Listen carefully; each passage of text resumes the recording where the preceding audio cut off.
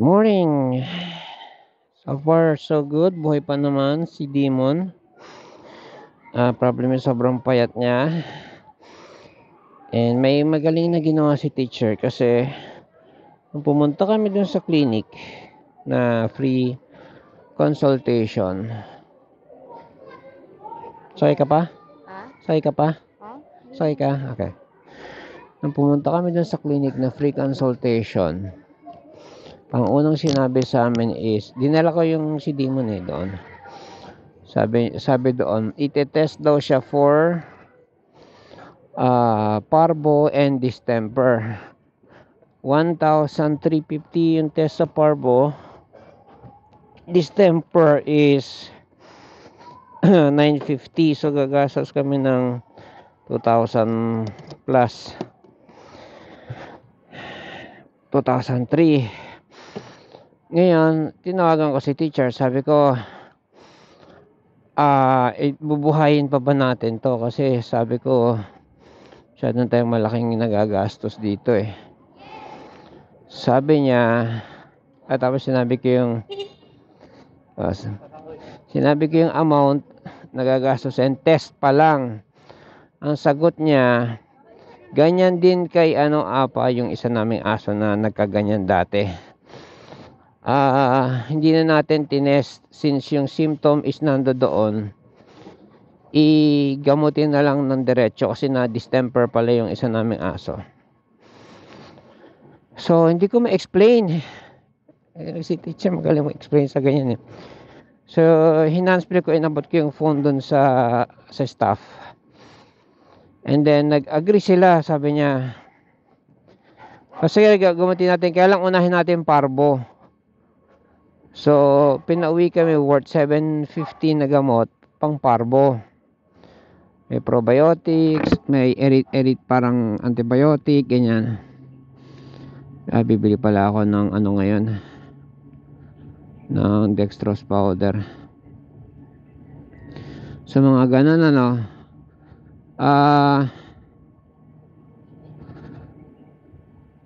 nung umuwi kami, naalala ko yung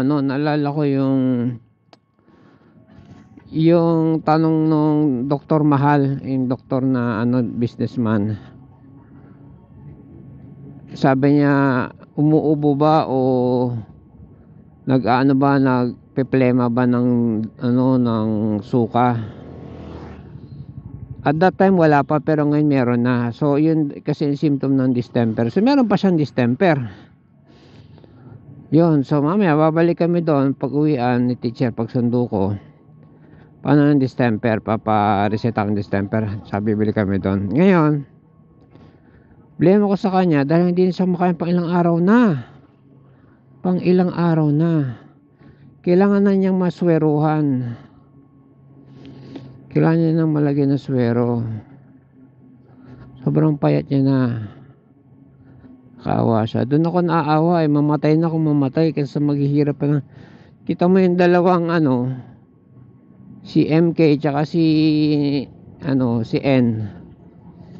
2 days lang yung paghihirap nila, deaths na. Nauna nga si MK. Di tapos na yung nila paghihirap. Ito pinapahaba lang namin paghihirap niya tsaka namin dahil gastos. Si teacher pursigido naman siyang buhayin to. Ako kasi parang tatanggapin ko na to na lesson na pagbibili ng aso. Isa lang, gagastusan mo yon. Injection, deworm, parvo, rabies, lahat gagastusan mo yon.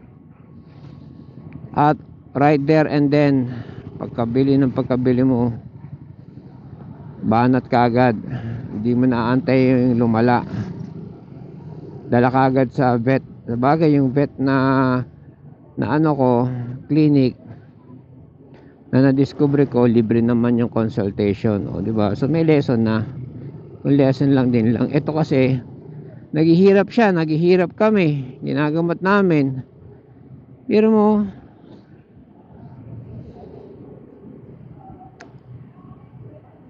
naawa ako The exact same words na sabi ni panganay namin, yung kasi mahilig din sa aso yun eh. Tsaka yung jowa niya mahilig din sa aso, medyo maalam, parang angka na nila na nag-aalaga talaga ng mga may breed na aso. Yung itim sa kanila galing yun eh. Chow chow, binili namin sa kanila at a very minimal price kasi nga jowa niya naman.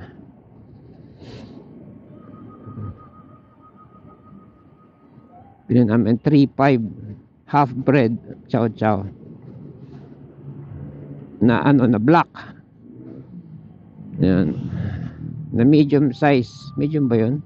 O, medium size.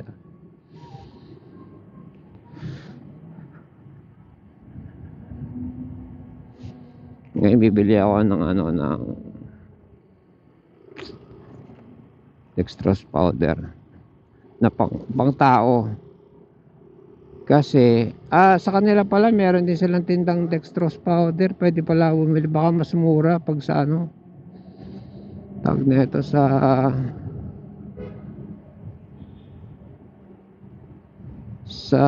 vet. Doon na lang ako bibili kung meron man doon. Hindi ko rin naman mapapainom ako ng mag-isa eh. Nakakaawa lang talagang payat-payat niya na. So ganon, kayo mag-aalaga kayo ng sa nakagaya ko na syunga-syunga pa. Alaga kayo ng may breed na aso. Be ready sa mga ganyang gastusin. Kasi ako, nang warning sa akin, bibili-bili ka ng pakaraming aso, mahal yan, breed. Mahal yan, mag-maintain yan. Sabi ko, hindi wag i-maintain. Kung may sabi ko pa nga dyan, 3 yan bibiling ko, may mamatay mang isa o 2, may matitira pang isa. Unfortunately, halos maubos na ngayon eh. Exactly, namatay yung isa, so isa na lang. So, pinaghihirapan ko yung isa. So yeah, lesson learned yan. High maintenance ang aso pagtuta pa lang na may breed.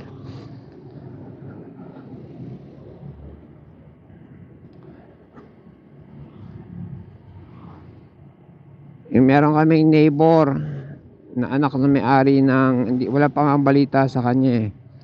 Anak ng dating may-ari ng bahay na pinagbilhan namin ng bahay namin dyan. Na nabundol ng bisikleta na bata na nakomatos na ewan ko, wala pang balita. 2 days old na yung balita ko. Kung kung na siya. Nasa daw eh, Amang Rodriguez sa Marikina.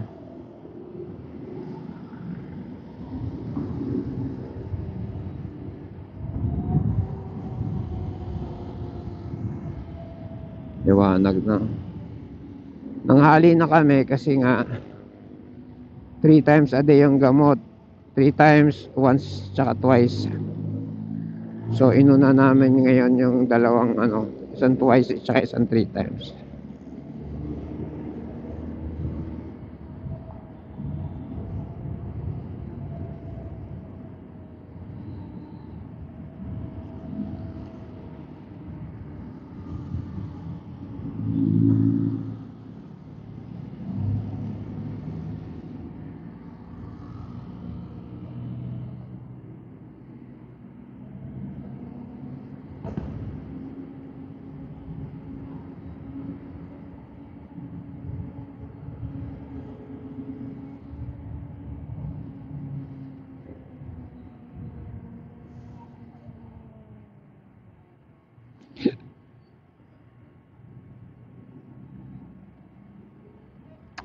Napakahirap gamutin.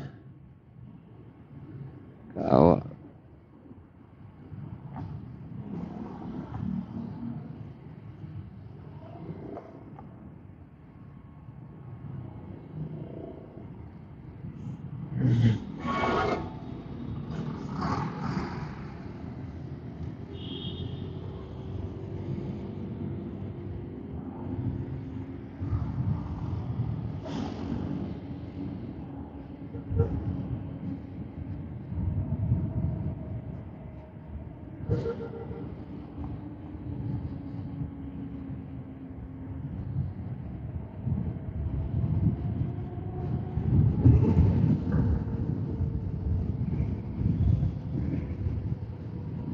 Tagtag.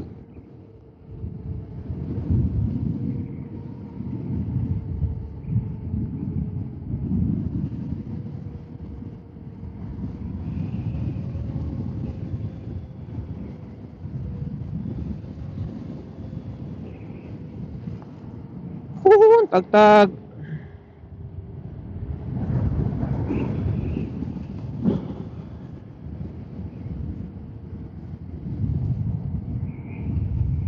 Reset na ano to? Cellphone holder. Sabagay, dalawa tong cellphone holder ko na base eh. Isa Japex, isa original. Try ko ilipat siya sa original.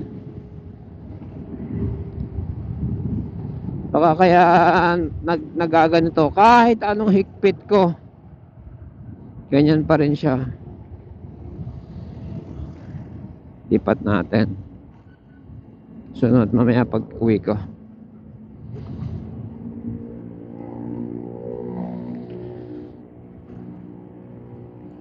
So yun, kawawang tuta. Ang laki pa naman yung tuta. Yung mga sabet na pinagdadalang ko, napagkakamalan nilang adult na aso na small dog eh, lalo ng payat niya. Kung nalaman nila na 3 months old, ay puppy pa lang pala to, kung gano'n sila. Ang laki niyang puppy. Laki niyang puppy. Laki niyang dog sana.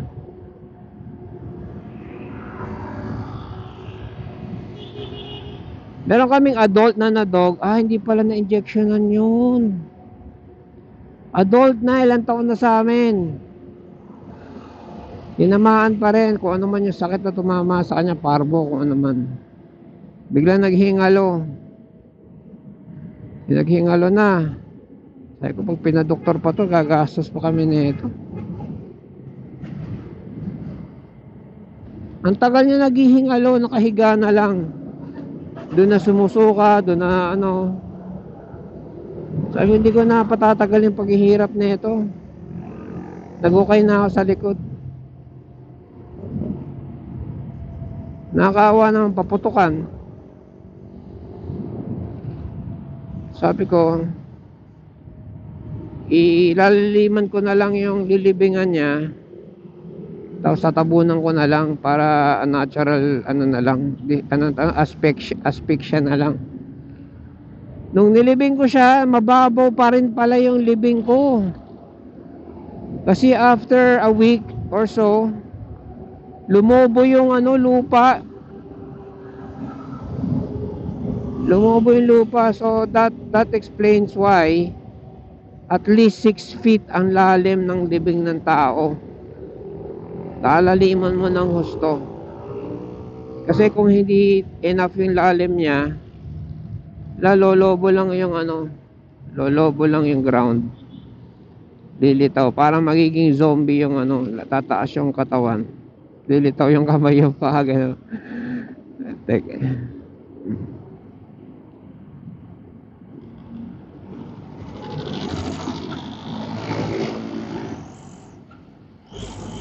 Tagal na sa amin mga aso na yun. Siya yung natitirang generation ng may pagka-chihuahua eh. Pagka-chihuahua kasi brown, tapos hindi katangkaran.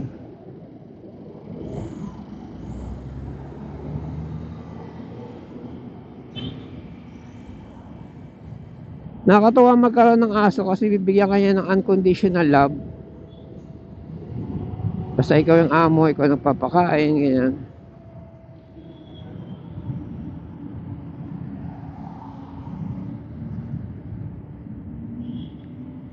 Of course, if you show them ano, love, di ba?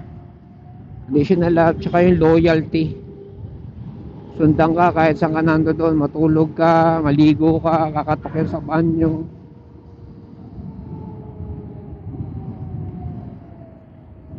At least yung ano yung breed ng aso na ano nagano na. Kagaya nitong ano Belgian na hihingalo na, o yung isa, yung anak ng Chow Chow, yung ganun yun, sunod-sunod sa akin yun, matulog, sunod-sunod sa akin yun. Pag nasa kusina ako, naghihiwa ako, nagluluto ako, doon yun sa ilalim ng lamesa, sunod-sunod sa akin. Huwag mo lang dalhin sa labas, hindi sanay sa tao yon. Takot sa tao. Yan ang problema doon.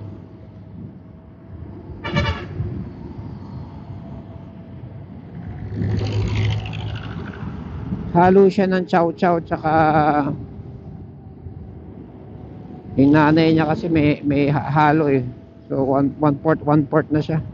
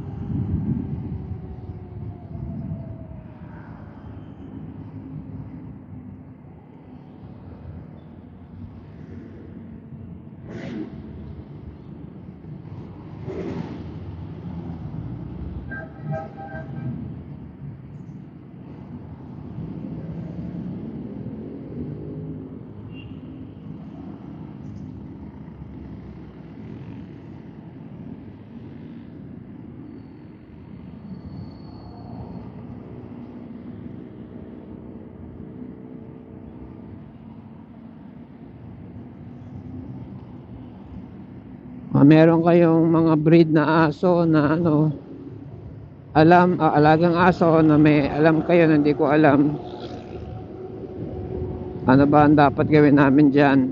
Syempre yung least gastos, malaki-laki na rin nagagastos namin eh. Ayoko rin, well, sagad na yung budget ko, number 1. Number 2, ayoko rin maglabas ng pera tapos ang ending eh punta lang sa wala. So yung solution na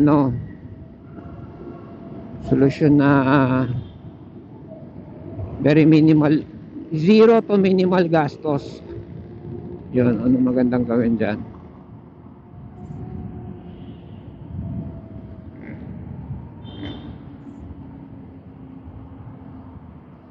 Kasi yung dalawa, yung si MK tsaka si N, ginibapan ko na talaga yon. Nakita akong tumamlay, nako, give up na ako dito. Dalawa to eh. Kano lang bili ko sa kanila. Pag give up ko 2 days, tigok, within 2 days.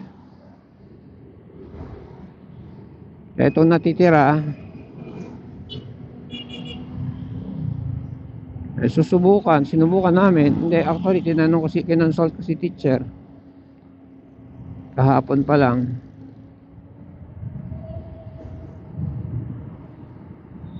Masakit makita na yung alaga mo ay naghihirap, parang ikaw, tapos putek, shucks, sana walang bumaon.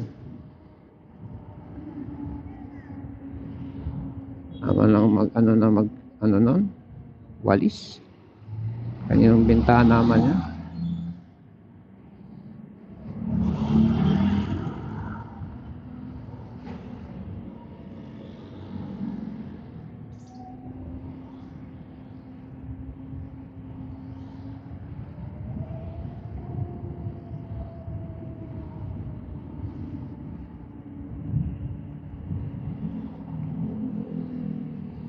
Yung kuya namin bumili ng soft drinks, matagal na yun, 1970s pa. Kalahating na pala yun, century. Kuya namin bumili ng soft drinks sa tindahan, minom na siya, nakainom na siya, ang dami niya nang nabawas. Pagtingin niya sa bote, may basag, may bubog doon sa loob, nasa ilalim yung piraso ng bubog. Natakot yung mother namin. Sabi niya, balik mo doon sa tindahan. Sabi mo, pananagutan nila to. Dadalhin siya sa ospital, sa labor. Ano dapat gawin? Umanon siya. Tapos ang reaction ko, sayang naman yung soft drinks. Maliit pa lang ako, ganun na ako eh. Sayang naman yung soft drinks. Sabi ko doon sa isa kong kuya, inumin na lang natin, tapos filter natin sa panyo. Wala pa akong alam sa bad benefits ng soft drinks nun eh. Bad, side effect. Ayaw ng isa kong kuya, hindi pa rin. Tsaka kailangan niya dadalhin niya sa ospital as ebidensya na nainuman niya may basag, may bubog sa loob. Inaano ng tindahan, baka pagbukas yan saka nabasagan. Labas na sila doon. Syempre, ano rin ng mother, kapitbahay din namin tindahan, concern na lang. Pina-check up na lang siya sa ospital, sa labor, sa Quirino.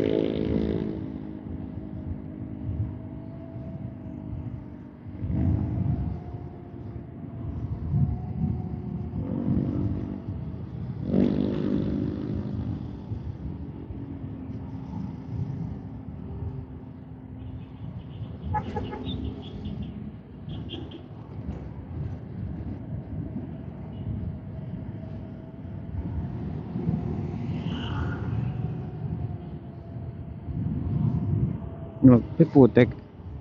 Lumagpas na pala ako sa Lumagpas na pala ako sa Centro Mall. May nabibili ng dextrose powder. Meron pa akong dalawang gamot na parating mukhang hindi naabutan yung gagamutin Sobrang tagal ng delivery ng Shopee na yun. Gamot pa naman yun sa diarrhea, yung isa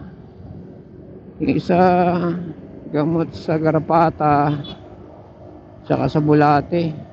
Isipin mo yun. Ngayon may distemper na.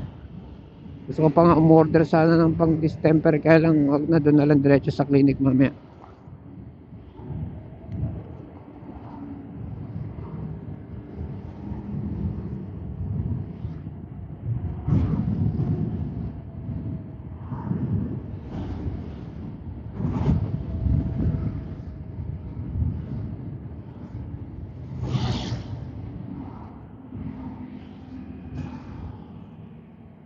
Good job yung Guantes.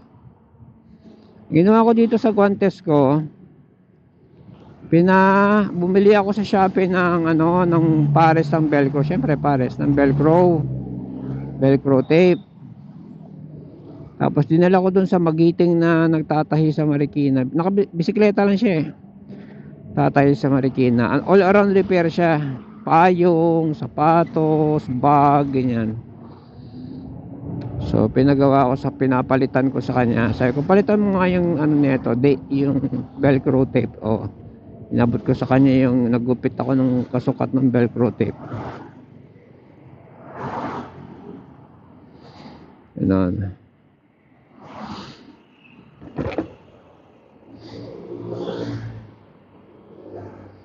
Ginawa naman niya sa halagang 100. Pulido yung gawa niya, mano-mano yun. So lumalabas 50 per gloves. Tapos 50 per gloves. Tapos yung mga tas pa sa daliri, kasi pininitan ko yun na sumobra yung tas, pinatahi ko rin. Ganda ng gawa niya, kapal ng sinulid gamit niya, nylon talaga. Tapos nakabuhol, pulido, good job. So hindi niya sasayangin yung binayad mo.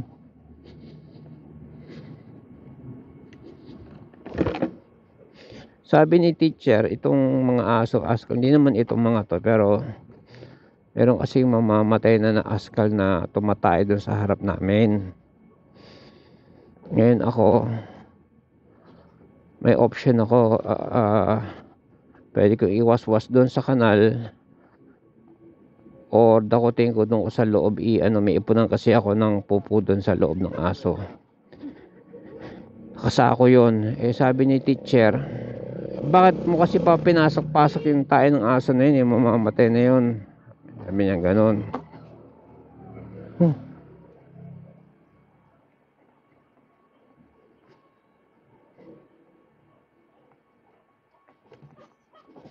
Baka doon pa nakapulot ng sakit yung aso natin. Kasi grabe, mamamatay na yung askal hihingalo na. O naman ang sakit nun.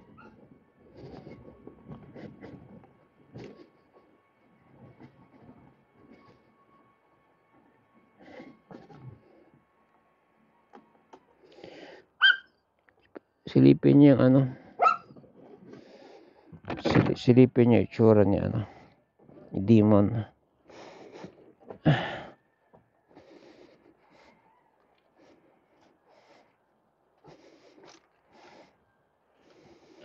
Pakapayat, grabe, nakakaawa. Medyo hawig niya na yung pa na yung suka niya ng may plema. Kaya mamaya dali namin sa doktor para maanuhan siya, ma-resetahan ng problema.